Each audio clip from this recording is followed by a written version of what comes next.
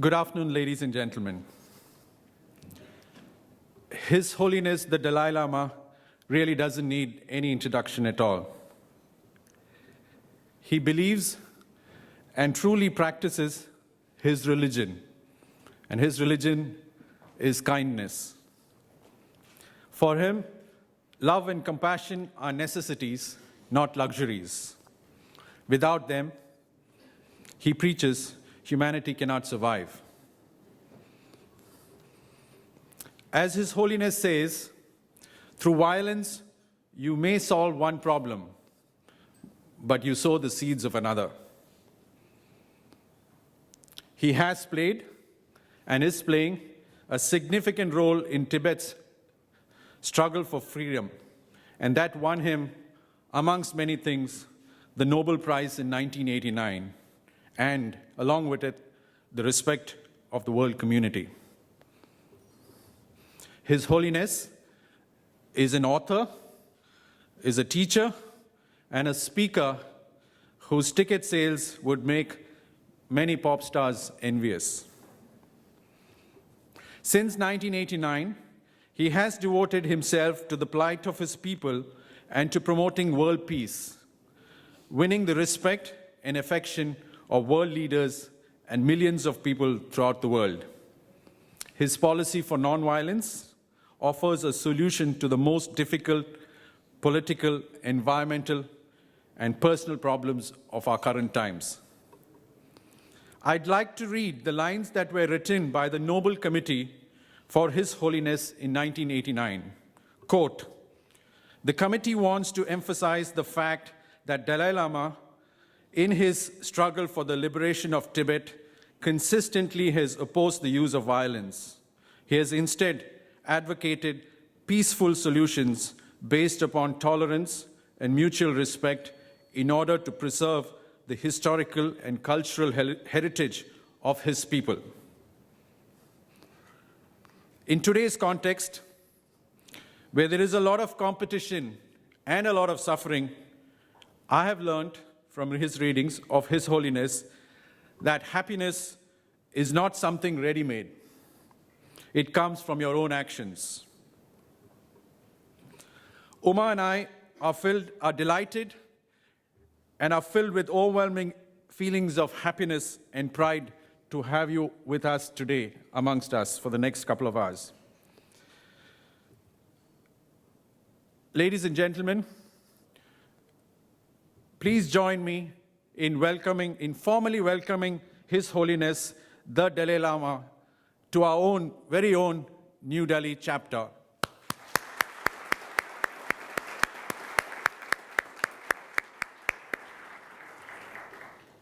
His Holiness, I do not want to take any more time. May I now request you to talk to us on the levels of happiness and ethics in everyday life, which is so very, very important to us. Thank you. Dear brothers and sisters, at the beginning, I would like to introduce myself to you. I'm another human being. Mentally, emotionally, physically, we are same. I think once a life, life, most important is birth and death. Everybody, same way, born, same way, go. Between there, we sometimes emphasize importance of ceremony or formality or some certain things. These are not important. Whenever I meet people or visit different places, I always feel we are same human being. So that, to myself, immense benefit. With that kind of feeling, I'm one of you. No differences. With that feeling, I feel Oh, a lot of friends. In case I emphasize I'm Buddhist, I'm Dalai Lama, I'm something special, then that creates barrier. That actually, that kind of too much emphasis on an individual, it actually mentally creates some kind of your own prison. Isolate. Clear? So sometimes you see people, I think too much sort of font, ranks, family background, or social sort of status, and also the religious faith, nationality. Of course, relatively, sometimes it's important, but basically these are secondary. I consider this is a very important reason. Many problems which we are facing today, 7 billion human beings facing, or family level, or even individual level, too much frustration, too much sort of fear, too much distress, loneliness, individual level, or family level, quarrel, and community level, or national level, or global level. There's a lot of man-made problems we are facing. All these not due to the concept of oneness of humanity. All these problems created with too much emphasis on secondary level of differences. Nationality, religious faith, within same faith, same nationality, but family background or different sort of position or like that. There's too much sort of concern about one's own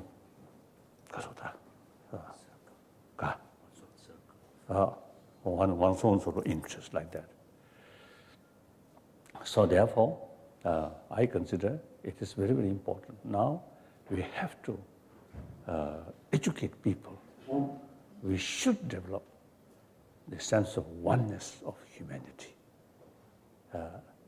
Then, once we develop that kind of sort of mental attitude, then every problem, everything, automatically we get sort of look these things more holistic. Yeah. So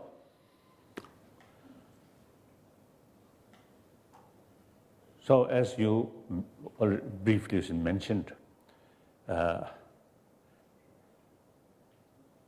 everybody, 7 billion human beings, not only human beings, but animals, even insects, all want happy life. At least you want less disturbances. But certainly we human beings, every human being, all want happy life. But then we human beings,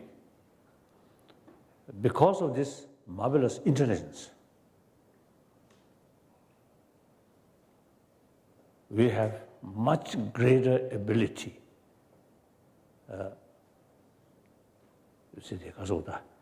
use different sort of method to achieve happiness and reduce disturbances.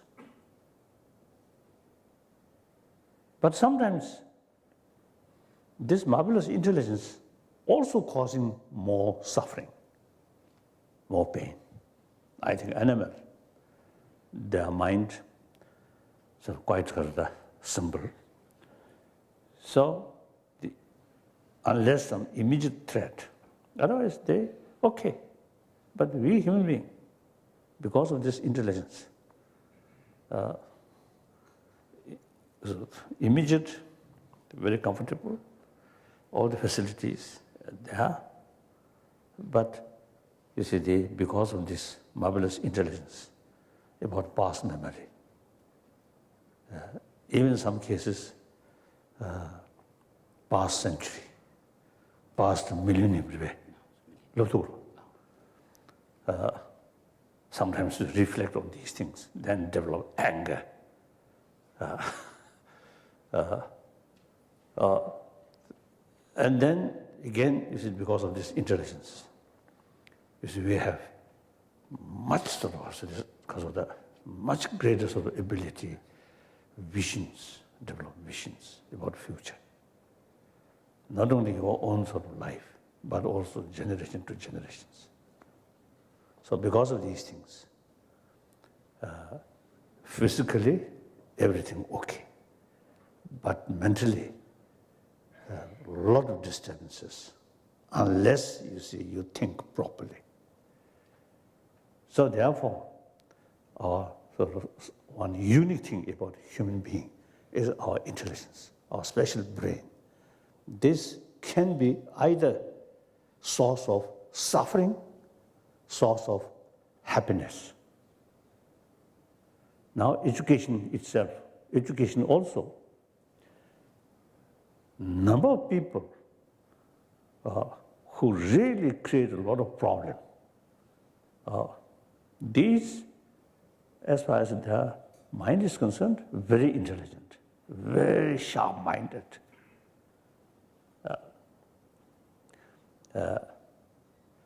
But you see that intelligence become source of destruction. Eventually, source of self-destruction. So therefore, now, if we think more deeper way,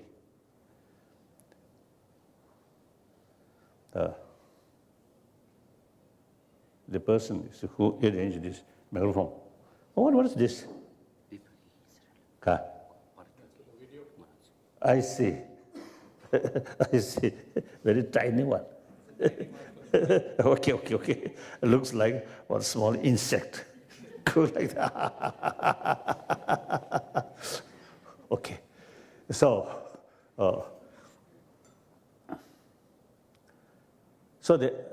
and then meantime, our intelligence, sometimes I describe our intelligence is kasoda,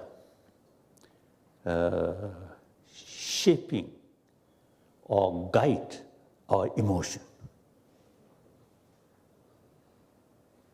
You see, anger about to develop due to jealousy, and also frustration, and distrust. Some use a turbulent mind about to come. Then intelligence should tell you this is no help to solve the problem. And if you too much anger, too much sort of frustration, actually destroying your own future, including your own health. So intelligence can tell. So now our intelligence must be more because of the holistic way. Usually you see too much sort of, emotion, too much attachment, too much anger.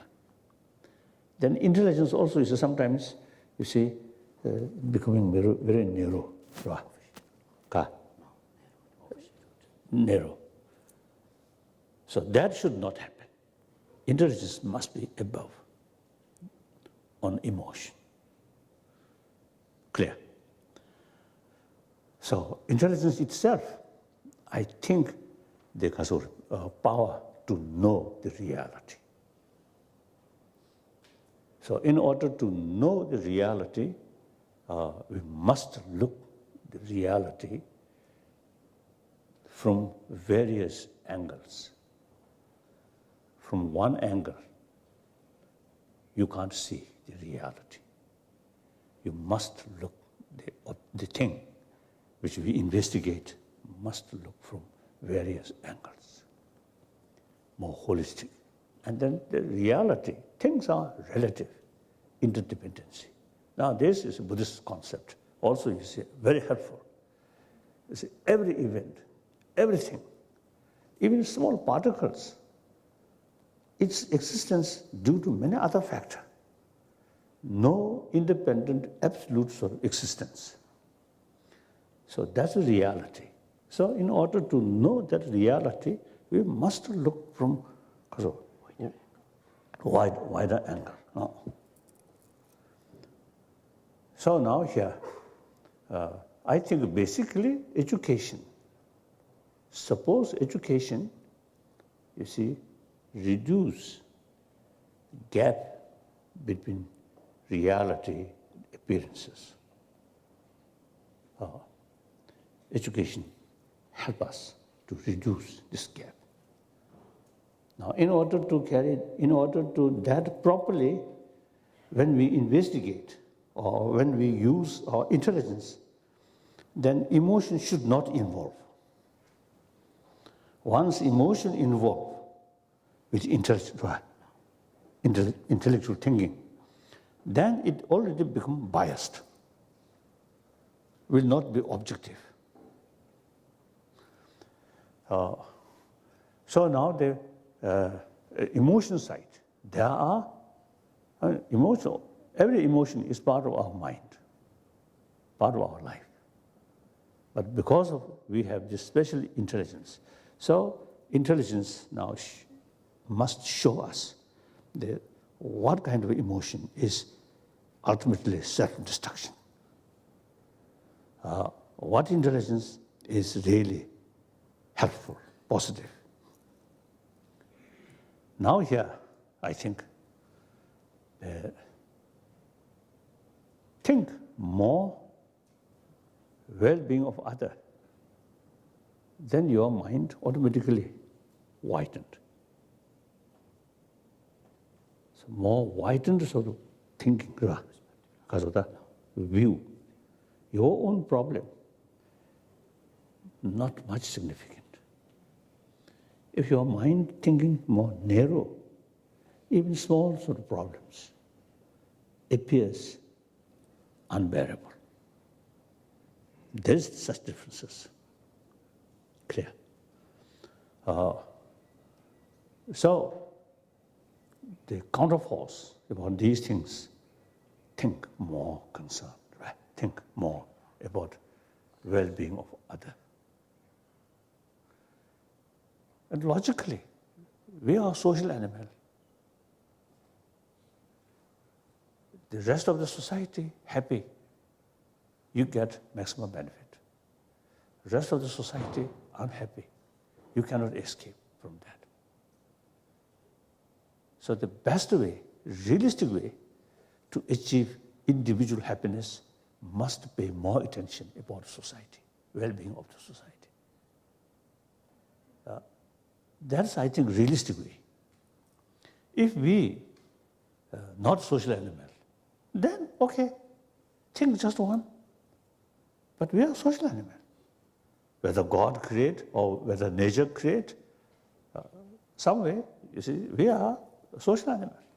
So even sort of insects, other animals, those is a type of social animal.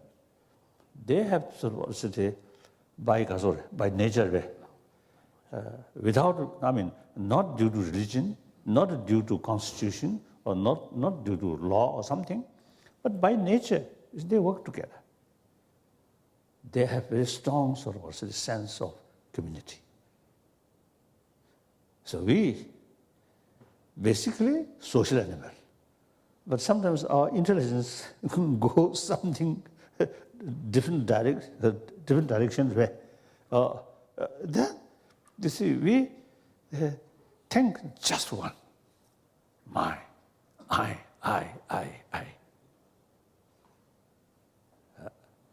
So irrespective of whether religious minded or not, realistically, it is very, very important to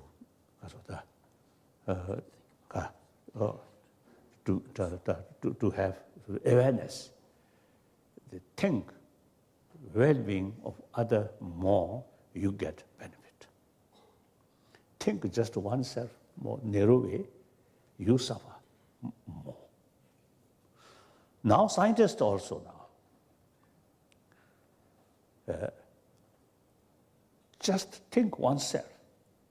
And one occasion in America, so on our meeting, one scientist, one medical scientist, in his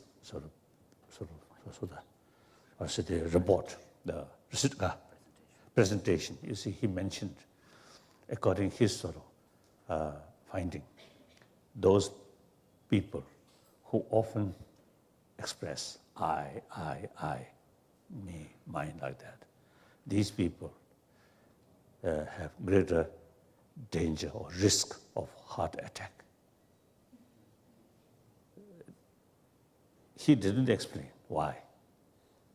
It logically, yes, it can be true. Think just oneself. Then our inner door closed. And difficult to communicate with other people. You see, you always remain a little bit distance. Through that way, more distrust, more suspicion. And also, you see, too much attachment, your power, your wealth. Sometimes too much competitive sort of feeling. Through that way, jealousy. Jealousy brings fear. Fear brings frustration. Then loneliness, like that. So therefore, too much thinking oneself, self-centered sort of attitude is very bad for even our health. So that I usually see sharing with people. Another word, practice of warm-heartedness, practice of altruistic attitude. If you have some religious belief, good. The religious belief must use for promotion of that. A person who have no interest about religion, okay, remain non-believer, but should be sensible, warm-hearted human being.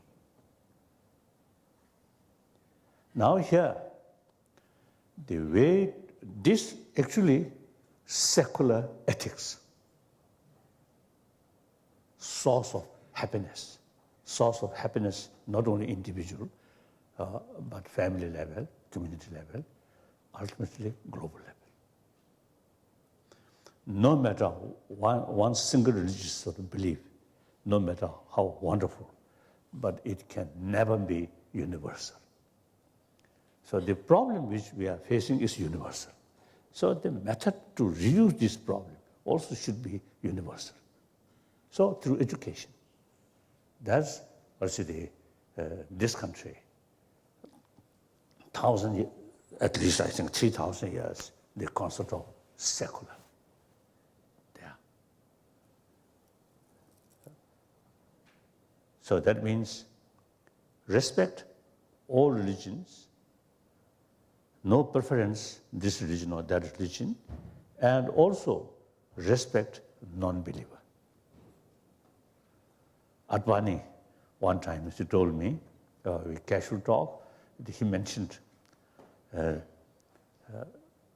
over almost now 3,000 years, you see the one school of thought in this country, Charvaka, denying existence of God or existence of spirituality or next life or karma or these things. So the rest of the spiritual because of the school of thought criticize that, disagree. But at the same time, person who hold that view refer rishi. Rishi means sage. So it shows their strong tradition, respect non-believer. So that's India's tradition. I think because of these things, India developed concept of ahimsa. And with that, the practice of religious harmony now exists in this continent, right, in this land, last, I think, over around 3,000 years. So that's India's tradition. Ahimsa, very much related with respect of others' life, then concept of ahimsa come. Ahimsa not is out of indifferent or weak, weakness. But ahimsa, self-confidence, and sort of courageous, face reality, not sort of indulge violence. So ahimsa very much related with practice of altruism or respect others' life. That also, you see, the source of the spirit of religious harmony. Respect others' life, respect others' view. Then different religious traditions can live together, mutual respect. Clear? So these are your tradition. I usually call, we Tibetan are chela of Indian Guru. So historically, you are our Guru. We are, historically, you are chela. So certain sort of knowledge or certain experience which we have, we should learn from you. 7th century, 8th century, during this period, the great Indian thinker, and then gradually, you see the translate from Indian script, mainly Pali and then Sanskrit. So about 300 volumes translated from India. Out of 300 volumes, about 10 volumes translated from Chinese. Rest of them, all from India. There's no record, any Chinese great sort of Buddhist master invited to Tibet and give teaching. No, only Indian. So we are truly your chela, your student. But frankly speaking, our gurus is a little bit neglect. Your own 1,000-year-old your sort of values or traditions. So, and particularly now, I mean, this generation, younger generation, you're too much attracted about Western materialistic values, right? Of course, good, very important. Without sort of material development, you see, you can't develop. The population increasing. So we cannot feed without sort of technology, without this business, these things. So it is very, very important. But at the same time, if you totally believe material development take place, then all problems will solve and people become happier. That is wrong.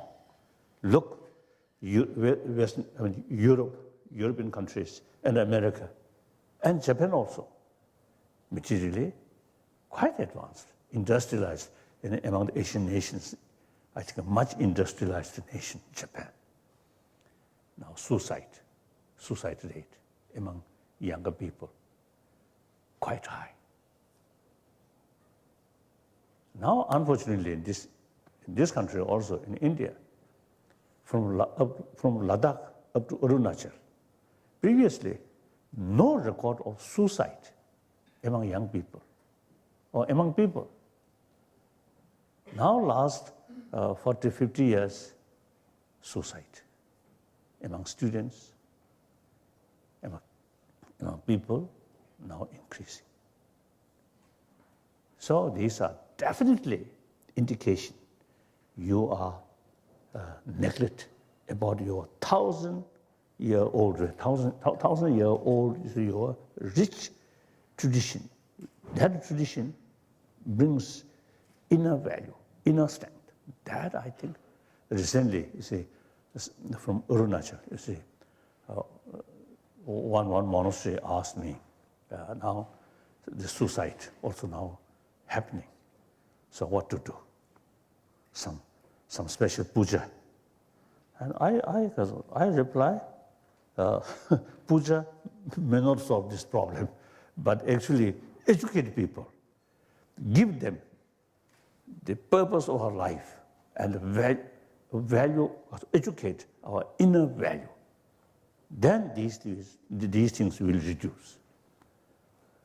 So through education, through awareness.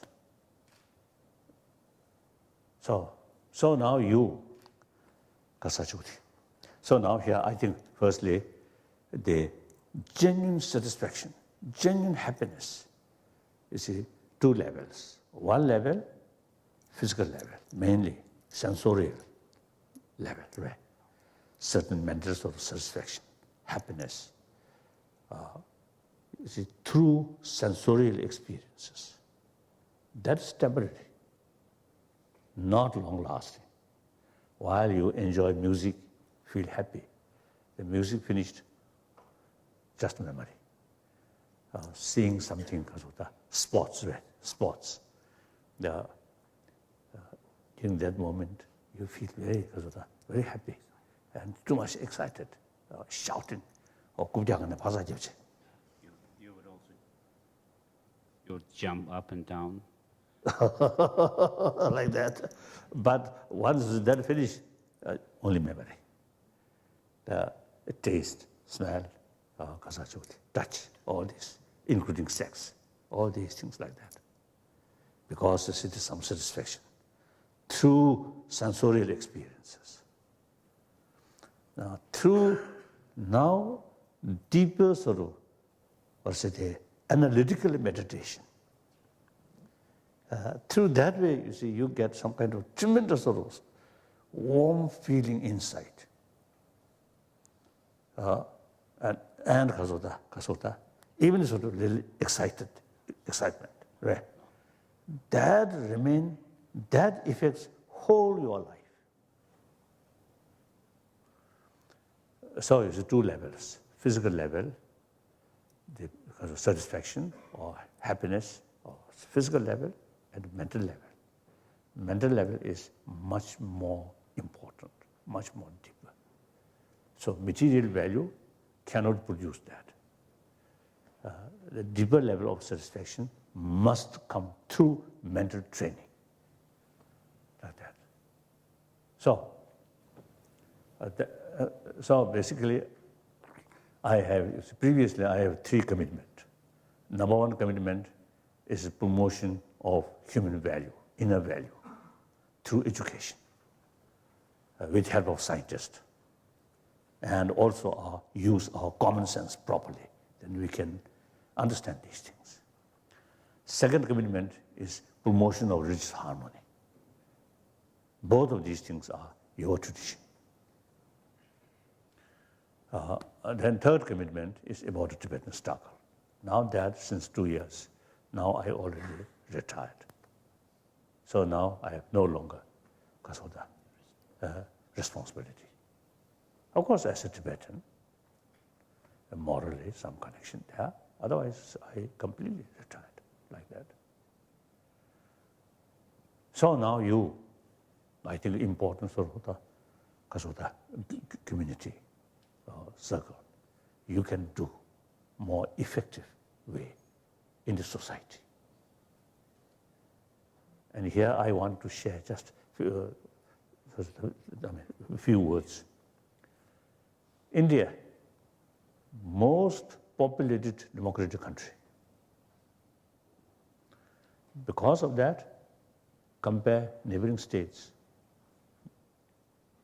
India, at over 60, now nearly 70 years, most stable. Basically, India's economy, I think, quite sound basis. So now, I think on the basis of your long history, and since you got independence, quite stable. Although there are a lot of drawbacks.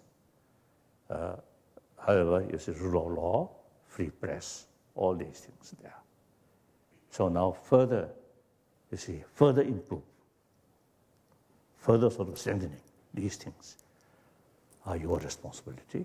You can do something And then, and I always feel that, I think I remember 1955, I was in China, in Peking, and some sort of touring some sort of different places in China. Then one former Chinese foreign minister, Marshal Chen Yi, he was mayor of Shanghai. So when I visit Shanghai, he as a mayor, you see, we together, this is some discussion, so he mentioned. Then he mentioned to me, he has no interest in the further development of Shanghai city, but his interest is outside Shanghai, those because of the suburb or the rural area. I think that his sort of view is, I think, not only just a socialist sort of thinking, but I think very, very important. So here, look in Delhi, or Bombay, Hyderabad, in these Bangalore, 1956, when I first visited India, Buddha Jayanti celebration, also I visited Bangalore. Quite tight, quite clean, small city, quite sort of because of the clean, like that. Nowadays, you see, it become too much now population and big cities, and it become a little bit dirtier, like that. And then slums in Bombay, in Delhi also. Some street children. This morning when I sort of, from airport to the hotel, one girl I saw. Of course, I cannot stop my car. Looks very poor, but still smiling. On my previous visit in Delhi, and then I saw some street children, very poor. And fortunately, my car, due to too much sort of car, was a little bit sort of stop. So the poor, I think one mother, and I think two children. One very small, one can walk. So then I gave one my chocolate. And then that boy, that elder one, he carries that chocolate and showing to his mother, and big smile. I had some kind of tremendous sort of feeling, happiness, joyful, right? So helping poor people improve their sort of livelihood and remove poverty. That's, I think, the greatest source of your satisfaction and the greatest sort of, because of the spiritual service to human being. I don't like building big temple or Buddhist temple or Hindu temple. I not much admire. You see, some Buddhists, they found, some Chinese as well as some Tibetan, they found, construct huge statue of Buddha or some other. So one occasion, they invited me to consecrate that huge sort of statue. I sort of frankly expressed, this statue, marvelous, but statue will never speak. Always remain silent. What we need, guidance. Blessing, real blessing, must come through our own action. In order to carry positive action, we should have knowledge. For knowledge, we need some teaching. A statue, summer, very hot, smile. Winter, very cold, smile. Waste of money, really, I feel. Oh, better, you see, create some school, some social worker, and look after these poor people. And my main point is build rural area. Because I think, because of the middle size, I think, industry in the small scale, the middle, I think, small scale, of course, but minority is a huge factory, but some sort of middle size. I think more in rural area. Then the people, beside their own land, is some employment. Meantime, with that, education facility and health facility. Then India's, the majority of the population are in farmland, countryside. The transformation of India must take place in rural area, not concentrate in these few sort of big cities. Now people, I think you all, everybody, I think have experience when you time yourself, you fix some program. When you drive a lot of car, you see, stop. I think some frustrations, isn't it? So, although you see road is this, what call, car, Mare, Samba, bridge, car. Oh, a lot of construction. But still, you see, I think over 10 million, isn't it? Daily population. More than 10 millions. Eventually, you see, 10 million cars. Very difficult, isn't it? Much better, you see, more cars in rural area. Every villager, car. And place still is open. And then the farming system, like Japanese or Taiwanese, mechanized sort of farming system. That I simply, I want to share with you. Now that's all. Now questions. Your Holiness, I first met you in 1964 in Missouri when you had come to the 64. army. So I have been following your preachings and your talks for a long time. You have provided leadership to the Tibetans for 60 years. You have, the world respects Tibet because of you. What happens after you?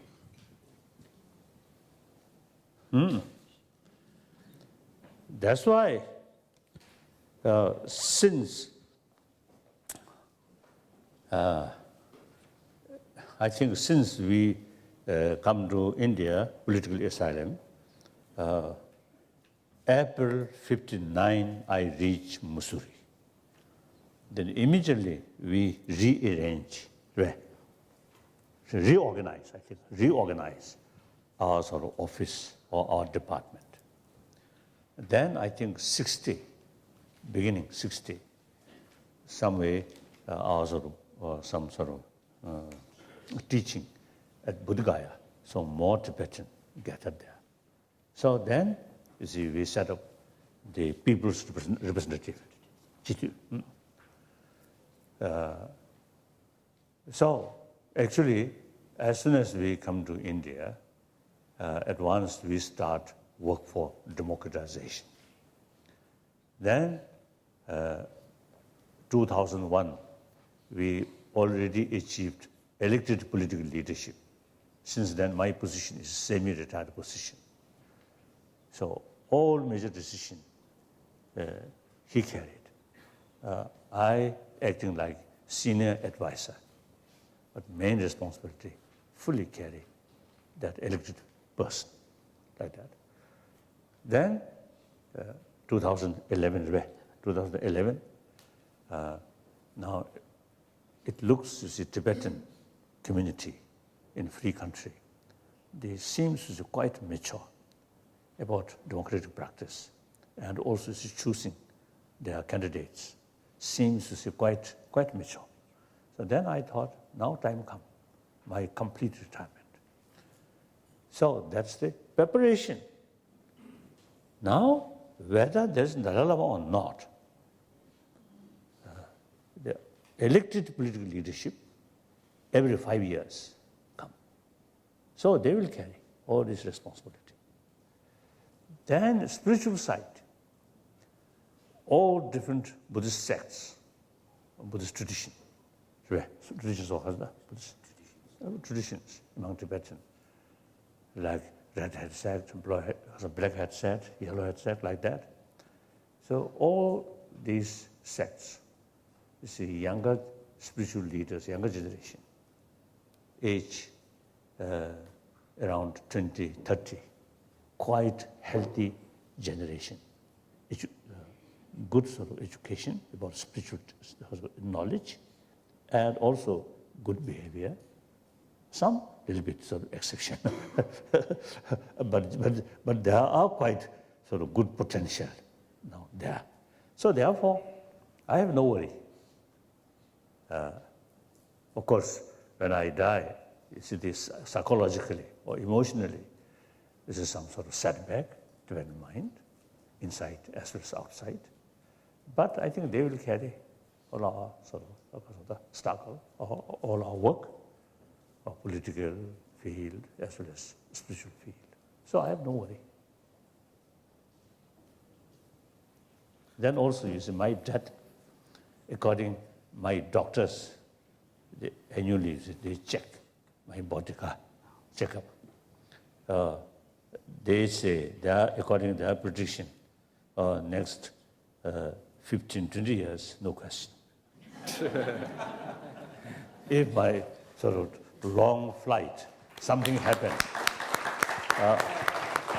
go down, then, of course, something different. Otherwise, my physical, okay. Except, you see, knees some problems. Thank you. But at last, I think, about 2 years. Now, eventually, some improvement, but still some problem. But that's, sometimes I joke to telling my friends, Dalai Lama's job is blah, blah, blah, blah, blah. Not sort of sports. If you see Dalai Lama's, because of the duty is sports, then you see this now already failed. So sitting even on wheelchair, that can be done. Yes. On that note, can we, you have a question, Fanny? Yeah. Your Holiness, you know, just listening to you speak is really mesmerizing. It's wonderful to hear you speak, but one of the things I really appreciate you most, or amongst many things for, is, let's say if there is a way that you could understand that, what do you care what other people think? And I'm assuming you don't. So I'm not sure how to translate this question, but He'll do that. if you could comment on the fact, what do you care what other people think? If you could,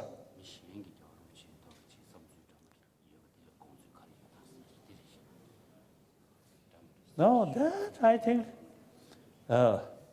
if as I already mentioned, if I too much concerned about me as a Dalai Lama, as a spiritual leader, one of the spiritual leader, then so others of us, the view or expression, and may become sensitive, but don't care.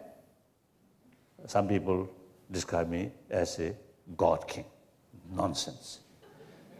Some people describe me, maybe the some Chinese officials, they describe me as a demon. Nonsense. Among Tibetans also, you see, there's sometimes there's some little sort of, because of the negative, because of the expression, commentary. Okay, I don't care. Important is myself, the sincerity, honest, truthful, and my daily life should be something meaningful. Meaningful means If possible, serve other, do whatever way. If you cannot serve, then at least do not harm, restrain, harming other. So that's meaningful life. Day by day, month by month, decade by decade. Like that. Thank you. Devika, before we move on to the other tables here. Your Holiness, it's an absolute honor to hear you speak today. And my question revolves around resolving conflicts. And we want to know from you what are the best tools. Karsa.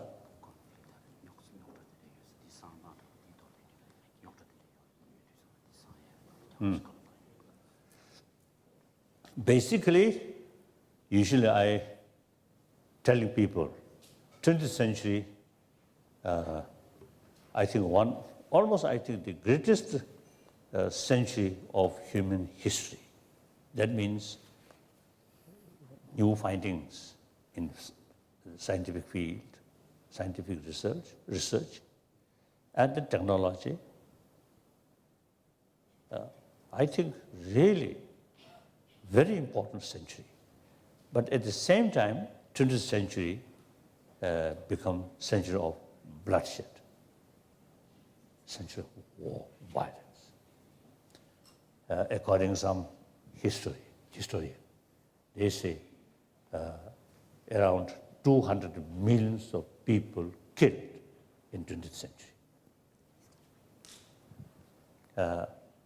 If with such immense violence, suffering, really brought better shape of the world?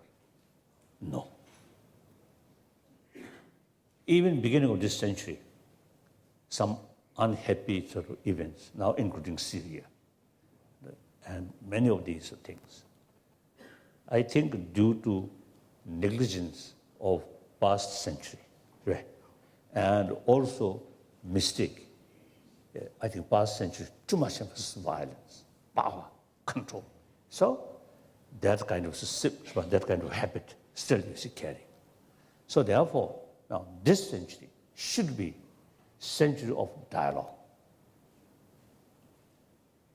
Problems among human beings, conflict among human beings, always there. The peaceful world does not mean no longer any problem. Problem there. Now what we can do is, whenever we face some problems, try to solve through dialogue, through talk. Respect others' right and respect others' view. And then try to mutually agreeable solution. So with this, my fundamental belief, Tibetan issue also, you see, not one side win, one side defeat. No. Mutual benefit. Chinese, Tibetan, both sides should be win. That's mutually agreeable solution. So some young Tibetan, very critical about that. They want one side to win. How can win? No answer. No sort of because of the explanation. Just emotionally, we must expel all Chinese, and we should be independent. That's I think unrealistic, wishful thinking. Thank you. Can we go this way? So it's a conflict. Yeah. You see, when we face some sort of conflict, I think as I already mentioned, we must cool down oneself and look from various aspects. When I heard some bad news, then I immediately try to look from another angle. Oh, that might be, in such field, might be helpful. So then, negative things happen. If you just look there, then your frustration increases. Then think, this might be helpful in such sort of case or such point. As I mentioned earlier, things are relative. Compare this, very bad. But compare that, not so bad. So thinking that line, at least your mentally frustration reduce. That prepared willingness to talk. Clear. I think family level problem, or community level problem, or company level problems. I think things looks with a more wider perspective, then I think easier. Thank you. Just to make sure that we all understand how it works, we'll finish this row and then we'll come to that last row. And since the middle row started it, we'll end up with the middle row. Prem, go ahead. His Holiness, I want to know about the death and the destiny. Destiny and the Death. rebirth. Rebirth. Oh.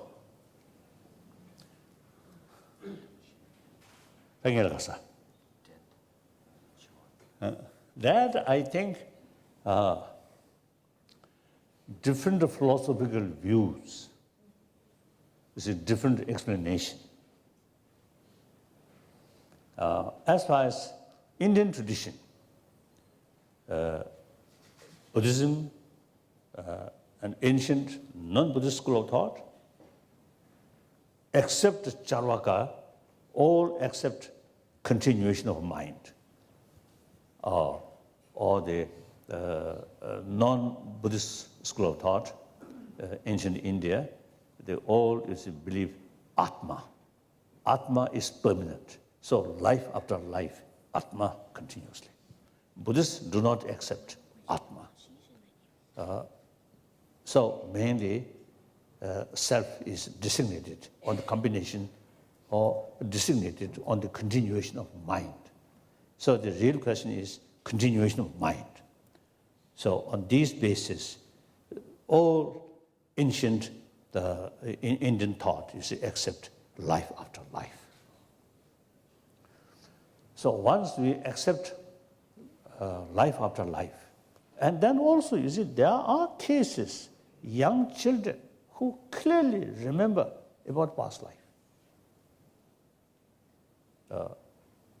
I think maybe 1980s or 80s, I think, I met two Indian girls, one from Patiala, one from Kanpur. Clearly sort of remember, both cases girl. So their previous lives and name of family. And they clearly remember about their house, their home, and their relatives. So the Kanpur, that young girl, when I met, 4 years old, you see, her memory about past lives, parent, so clear, and relatives, so convincing. Then previous lives sort of parent also now accepted this young girl, their own sort of girl. So that girl, 4 parents, parent of previous life, parent of this life. So here you see, I think quite interesting to carry some further investigation. Both cases, you see, their previous lives' death, all extendedly. Well, so it seems to see all their mind very fresh, and all of a sudden passed away. So you see, the greater chance to remember past life, or in any way. So once we accept that, then death means like change our clothes. Clothes very old, no longer useful, then leave it and take another new cloth, like that, new body. Now the destination, destiny. Since Jainism, Buddhism, and one part of Sangha, no concept of creator. Events are created by one's own action, karma. Karma means action, one's own action. I think like one lifetime, you see the early part of your life education and gain experience, then some training, then sort of because of that develop the fully utilize our intelligence. That then certain action out of knowledge, action become positive action, positive karma. That brings happy life, happy result. So that's the law of karma. So similarly, certain sort of useful action, this life, effect on next life. If you spend this life very sort of negative way, harming other, cheating other, telling lies, or exploit that way, these are bad karma, bad action. So next life will be more difficult, more unfortunate. So that's because of that. So destiny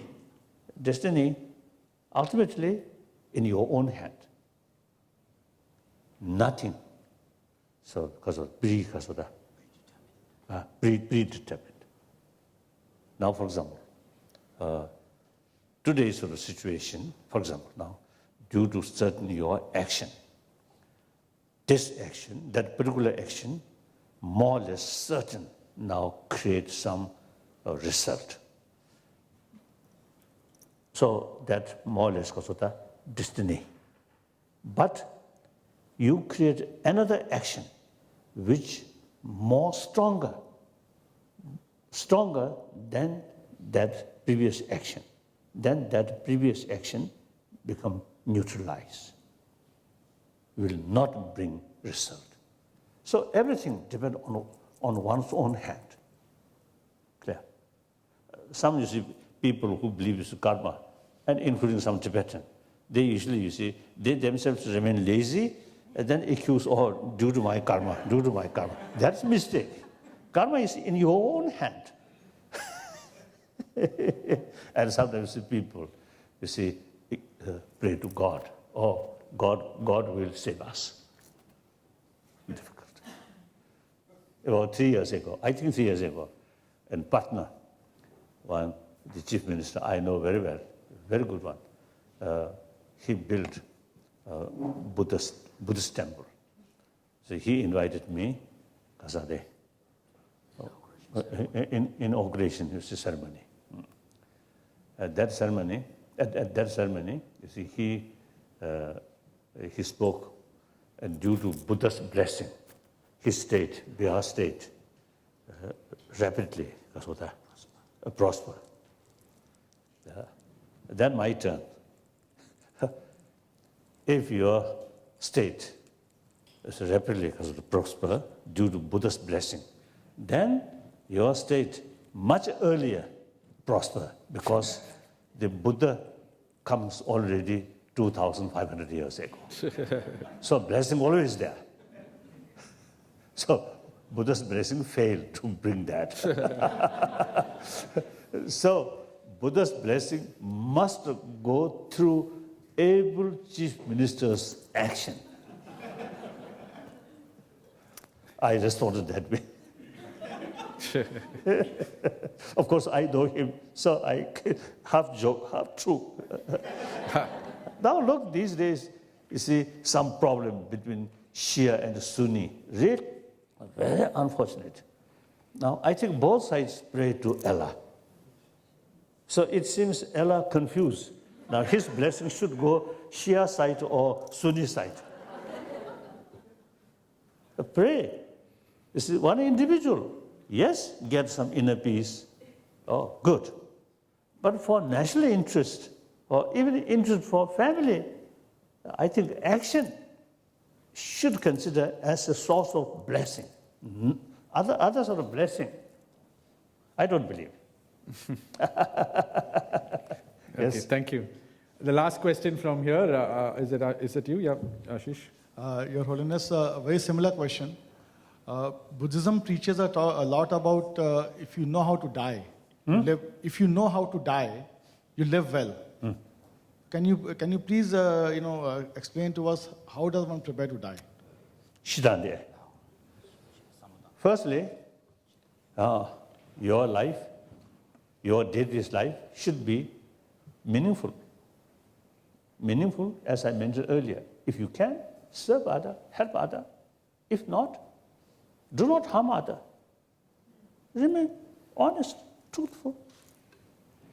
And also, I think, through that way, you see, you will have, you get more genuine friends. So at the time of your sort of final days, trusted friend always show you their sincere sort of feeling or concern. You feel much happier. Then, now this is something I think, my own case, or Buddhist case. You see, we, daily life, daily sort of part of daily practice, we also, you see, they visualize the 8 stages of process of death. That means the body element, solid, liquid, heat, heat, then liquid, then first solid, then liquid, then heat, then energy, then consciousness. Then within consciousness, there are 4 levels. After consciousness means, consciousness means grosser level of consciousness. After that, dissolve.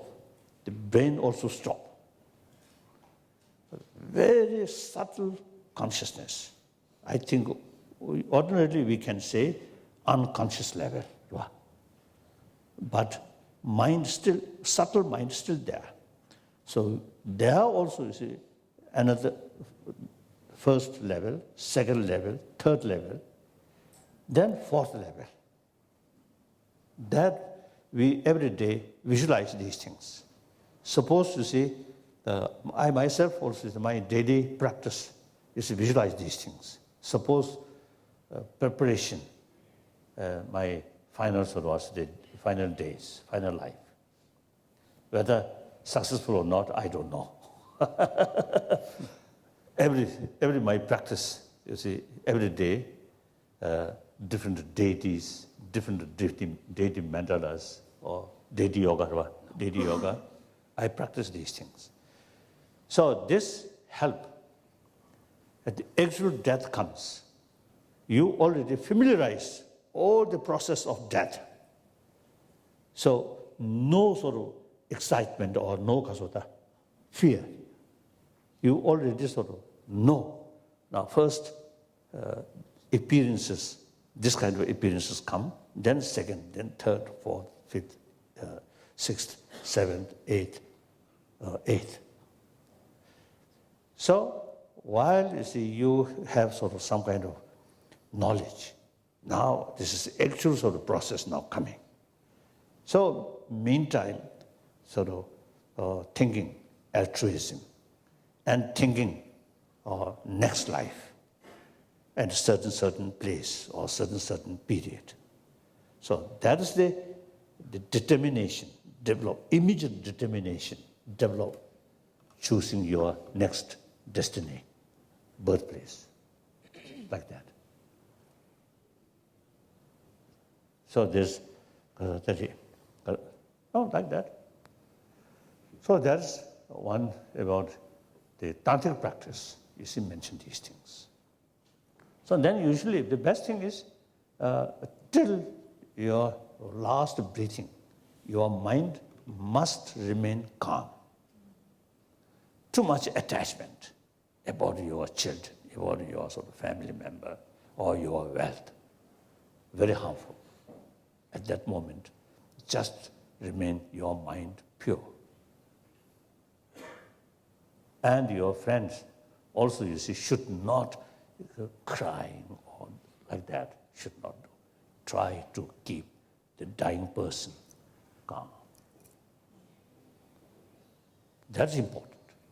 Too much disturbed the dying person's mind. very harmful. If non-believer, then don't care. More simpler. Thank you. His Holiness, can we ask 2 more questions? Because after that we have a photo session also much more. Is that okay? No hurry. Okay, thank you. If you are busy, then different matter. We are okay. Me, Yes. quite free. I think Pooja, your hand has been up for some time. Please go ahead. Yes. I'm honored today to be a part of this lovely gathering. And there are many of us here today who are wives, daughters, sisters, mothers, grandmothers, and aunts, and everybody. His Holiness is here today on a very special day for women. And Women's Day is being globally celebrated as a mark. I would like yourself to give us a message of guidance for the women of India and their role changing in the future, which is extremely important in today's future in the next 100 years. And my second question, one more question, is I would like a small clarification from you on happiness and content. Happiness and Content. content. The difference between happiness and content. As being a Jain from the ahimsa religion, my Guruji, Sushil Muni Maharajji, who you knew very well. Sushil Muni Maharajji. Oh, Munish, Sushil. Oh, yes. I'm his disciple, and I have met you several times in the ashram, and I always remembered and understand the difference what he has told me, and I would like you to give me give us a direction on what the difference between content and happiness and the role of women in India. Okay. The first part, Kasa. Yes.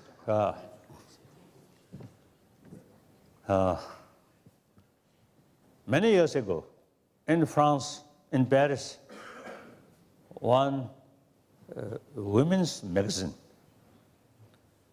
one sort of was the reporter or the writer of that magazine, asked me, in future, Dalai Lama's reincarnation can be female reincarnation. She asked, yes, she asked is that question. And I said, oh, yes, of course. Why not?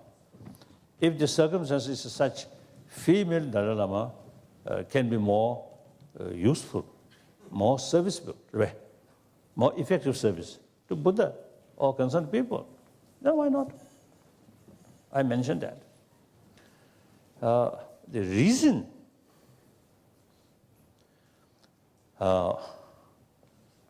say 100,000 years ago, when human society, quite I think a small population, and I think private ownership, I think not much sort of significant. Everybody is to live together through hunting, to collect some roots or some fruits, and share everybody equally. Then gradually population increasing, and farming system also you see increase. Then some crimes also now develop. Then the concept of leadership come. At that time, no rule of education, no education. So the main condition in order to become a leader is a physical strength. So generally, the male body more sort of stronger. So the concept of male dominance eventually come. I think look human history. Most of the war heroes, I think most of them male. Even butcher, I think most of them male. So then eventually education developed. Education brings more equality. So here in this country, Indira Gandhi ji, of course some other factors, but also you see the education. And then the Golda Meir, Israeli, very powerful sort of that lady. So the education brings more equality. Now, time is come. Education, as I mentioned earlier, education, mere education, and also the existing education system is actually oriented about material value. So this is not sufficient. Now, education is very important, but at the same time, the warm-heartedness, affection, becoming very critically important. Right? So now, promotion of human affection, promotion of human compassion. Now here, physically, biological factor, female have more sensitive about others' pain.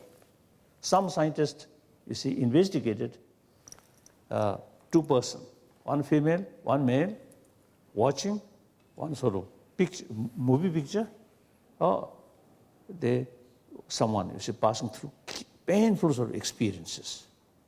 Then the response, heart beating, all these female side, much more stronger. So therefore, now at the time, we need a special effort to promote human affection, human compassion. Now, female should take more significant role on that field. That I really feel. Now, time is gone. Female gives some homework there. And serving husband, that I think is the absolute way. Oh, that kind of thinking is outdated.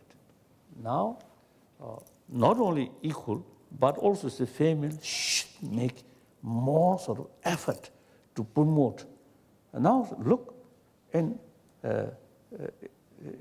hospital, you see nurses, mainly, most cases, female. And some female, no smile, like that. That's not very sort of good. But female, very gentle and smiling, really showing care. The patient feels very, something very good. And then doctors also. Some doctor, you see, treated you like a machine. Sometimes you feel a little uncomfortable, isn't it?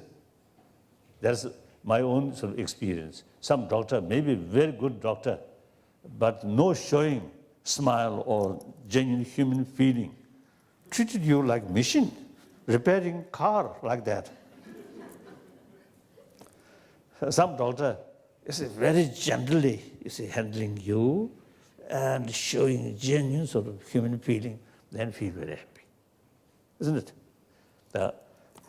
So that's to say, many occasions in Europe and also in India, I express now female should take more active role regarding promotion of human value. That's human affection, human compassion. Clear? Tachigasa. Second. Oh, contentment, happiness. I think the very purpose of contentment, practice of contentment, is, you see, at least try to sort of regulate your desire. You see, the nature of desire is if you have 10 rupees, then want 100. Once you got 100, then want 1,000. That's the tendency of the attachment.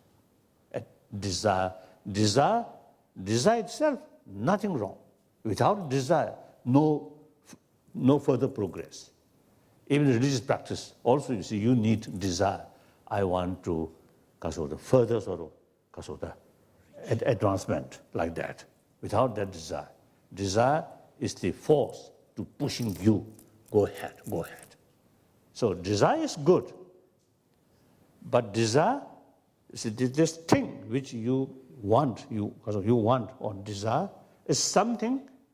Now here, I usually see telling people, mental development, the very nature of mind, we can develop infinitely. Like education, from kindergarten up to university, PhD, you see, after PhD, still you can more research. Your knowledge still can sort of develop. So because mind, no physical, so no limitation. So quality or good thing about mind is concerned, we should have discontent. Further develop. Then material field, in any case there is limitation. So the thing which in any case there is limitation, better have as a contentment. Too much greed, too much desire, too much greed finally bring frustration, disappointment. So therefore, desire was. Too much sorrow, desire or greed actually bring more trouble, more suffering, more disappointment. Therefore, better practice of contentment. So some connection there. Next question. Thank you. Since His Holiness has agreed to stay back for a few more minutes, I'm conscious that we also have to take the photographs. And today being Women's Day, we're going to give the last two questions to the women who have put up their hands. Go ahead. Pranam, Your Holiness. I wanted to know the effects of pranayama and meditation on the mind. Effects of pranayama and meditation on the mind and the body. Meditation and pranayama.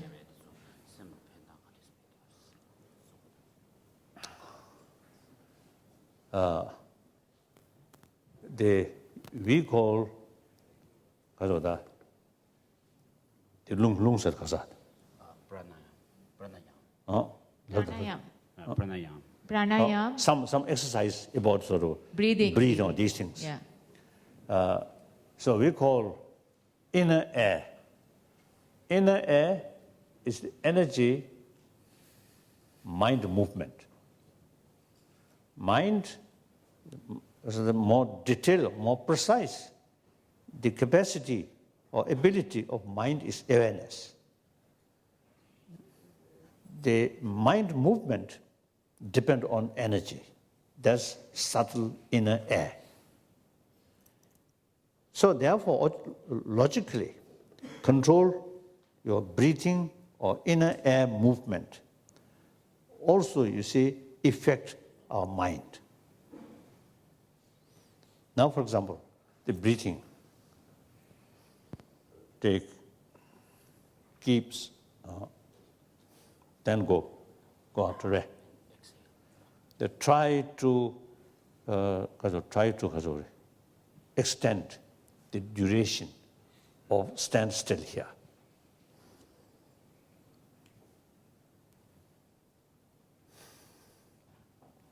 Like that.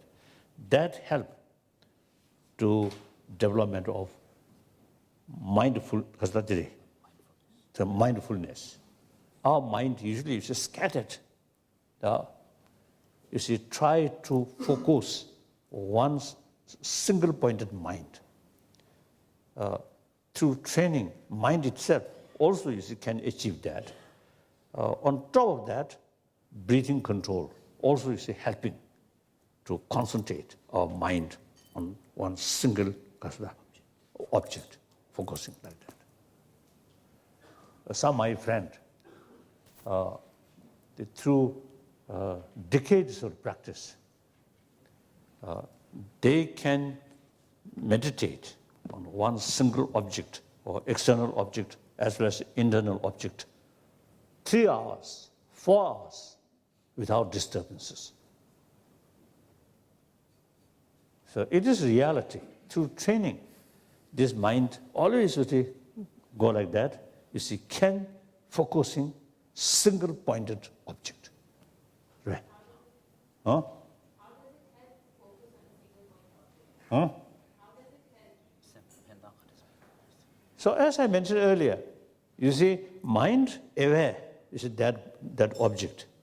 Then movement due to air. So now air control, the less sort of movement, that way. So two ways. Now this, as far as Buddhist tradition is concerned, the two ways. In Sutrayana, just training our mind and concentrate. Then Tantrayana, utilize inner air. Pranayama. And for that reason, since you see this energy related with our veins, chakras, here. So the yoga exercise is a physical, try to become physical, it's very flexible.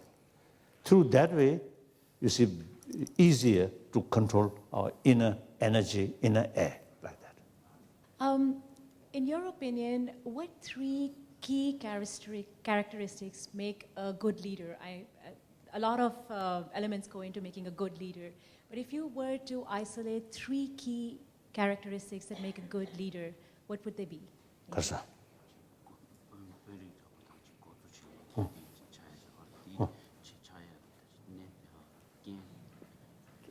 Chajin.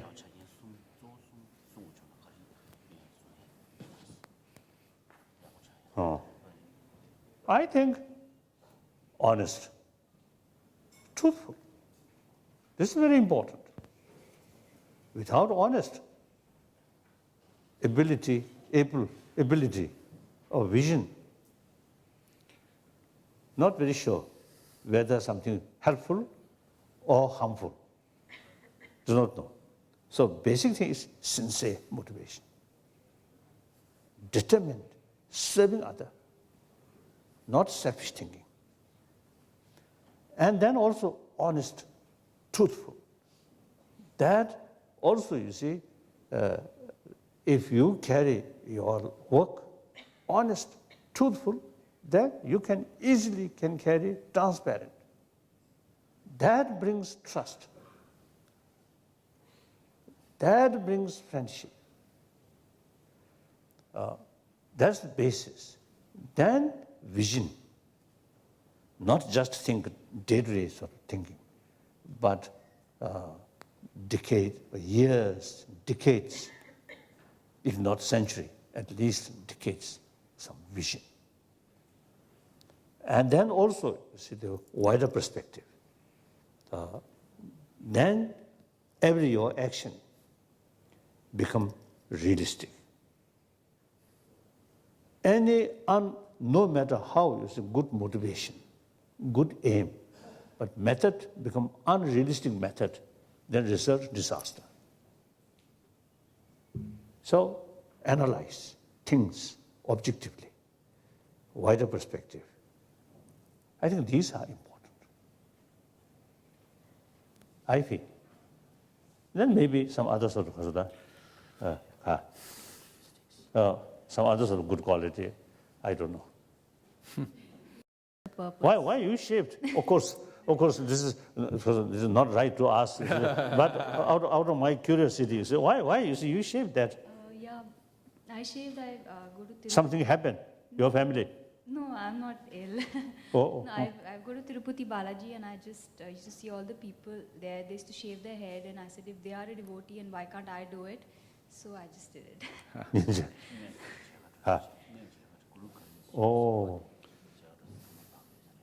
I see. Out of devotion, yeah. I see. Right. Yes. So I wanted to ask, every human being comes in with a... By shaving your hair, do you have now less work? Less work in the morning. Usually, you see, the hair, you see, you have to take, a lot of work. More time. So now shave that, less work, I feel very more time. Huh? I feel very liberated, and like I feel God is sitting on my head all the time. That is the one purpose of the Buddhist monk, you see, shave. That's, you see, less work. Yes, yes. Go ahead. So I wanted to ask that does everybody, like, I've forgotten the question now. Does everybody, like, I feel everybody comes for a, higher purpose in life, and most of us just go through life and just, it's over. So how do we find that purpose, that our destiny, what we're destined to do, and a higher meaning of life? Thank you.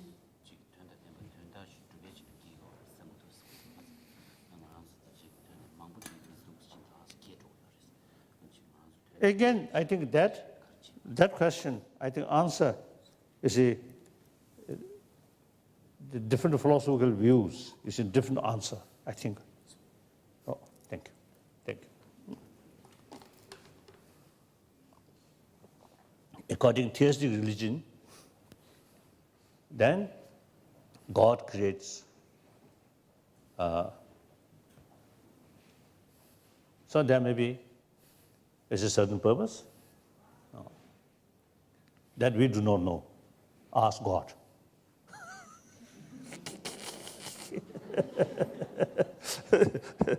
One time, one sort of talk, someone used to ask me,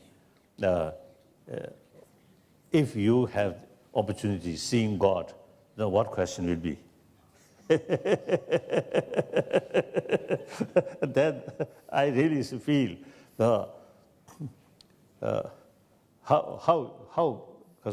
whether there is cause of God or not.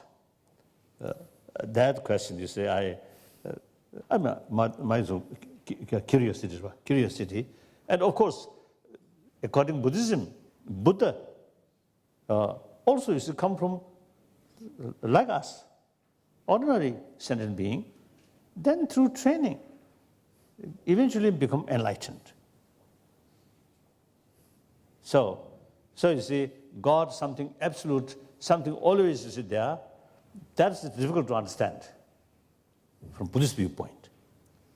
But then ordinary, see, I think that those, according to a theistic religious believer, then you see these questions is silly questions. See, no relevant. You see, we have no sort of the right to ask is God why God happened, or how it developed.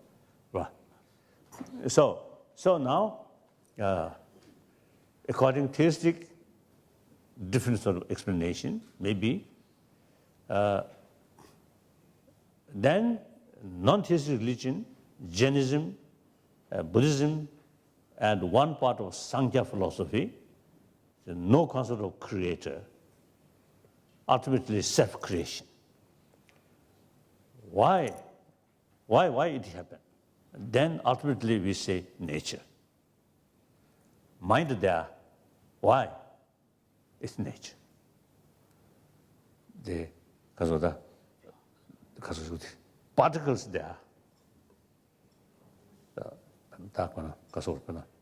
atomic, atom, particle, atoms, or quarks. Why? Nature. These things are not due to karma, not due to any creator, but by nature and space, by nature. So there are Buddhists, according to the Buddhist what's today, Buddhist logics, you see, say there are three levels of phenomena. One, obvious, no need to reason. And second, slight hidden. There now need reason. We cannot see directly.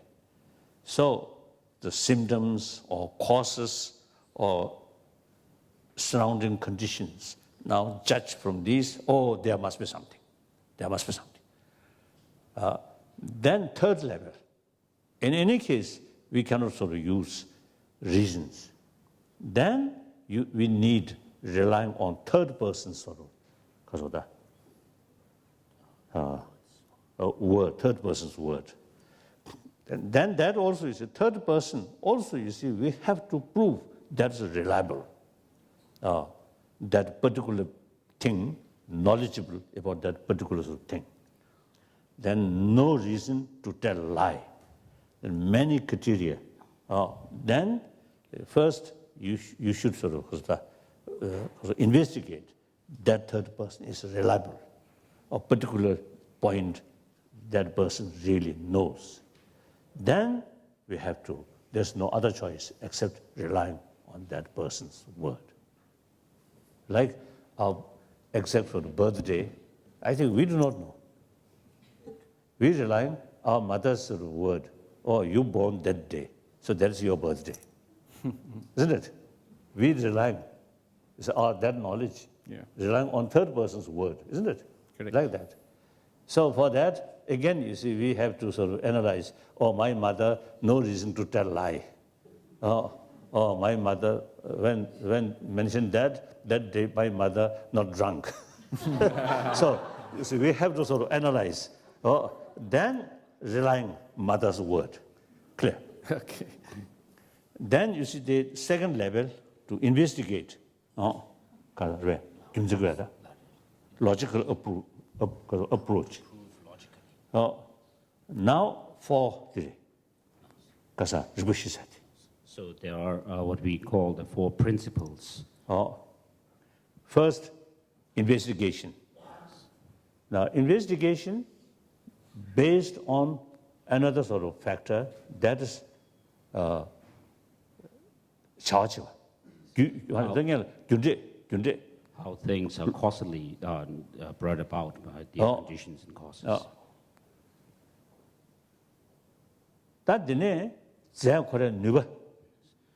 And then there is the principle of the functionality or the nature or the potency of the potential of things that can bring about their effect. For example, you see this flower sort of shape and color. Actually, it depends on one factor, previous causes. When they sort of grown, heat, water, air, everything is involved. Then this particular sort of case. Then this very moment, light also is related. So we have to sort of know these sort of background. Then further, all these ultimately by nature. So on these 3 sort of bases, then we use logical. Because of this, this should be. Because of that, that should be. That's logical. So therefore, I think it's kind of.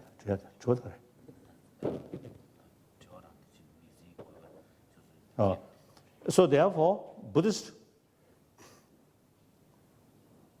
by nature, we born or mind there, and the continuation of mind also nature. Now, desire, the cognitive feeling, that also nature. With that sort of experience, want happiness, do not want suffering, that also nature.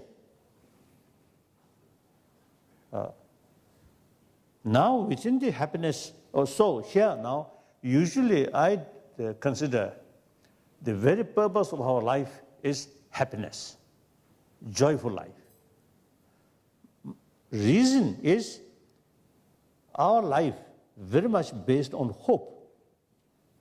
Once a person completely lost hope, then that very sort of thinking shortened your life. And then worst case, suicide. Like that. So therefore, because of our life based on hope.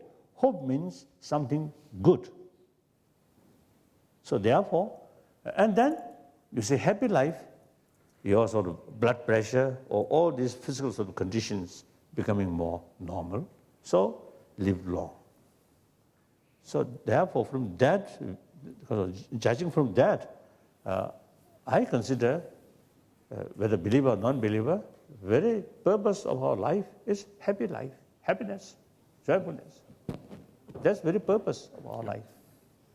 So then the deeper question or further question, what kind of happiness? Physical sort of comfort or mental comfort. Mental comfort is more important. Now, mental comfort, secular ethics, very important. That can cover 7 billion human beings. But then further sort of, because of the further, deeper, greater sort of,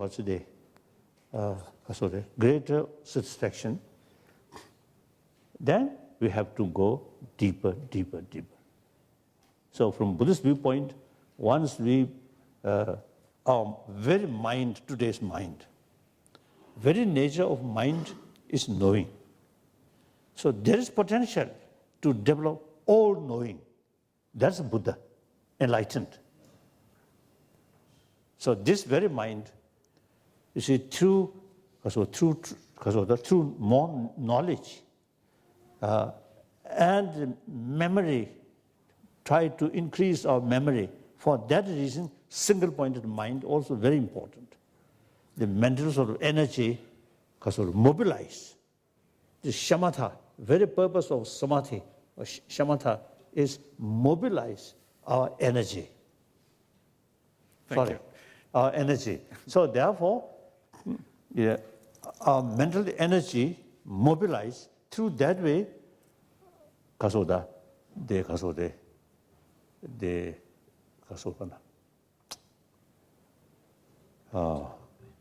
that immense sort of, helpful to strengthening mental energy, like that. So all these, also the purpose of religious practice is also for permanent happiness. And I think from Buddhist viewpoint, it is quite simple. All problem, even day-to-day problem, is ultimately out of ignorance. So everybody now, whole world knows ignorance is the problem. Therefore, we everywhere, the emphasis importance of education. Clear. So that recognize ignorance is the problem. The Buddha consider ignorance is the ultimate source of problem. So the way to remove ignorance is through knowledge, not through prayer. Clear. Thank you. We have just a few more. Thank you for spending so much time with us, and particularly on this important topic of happiness, and taking the Q&A to an extended time. A few formalities before we finish. In keeping with the WPO and YPO spirit and tradition, I'm going to request Uma Anthony to hand over 2 mementos to you in memory of this very, very special day.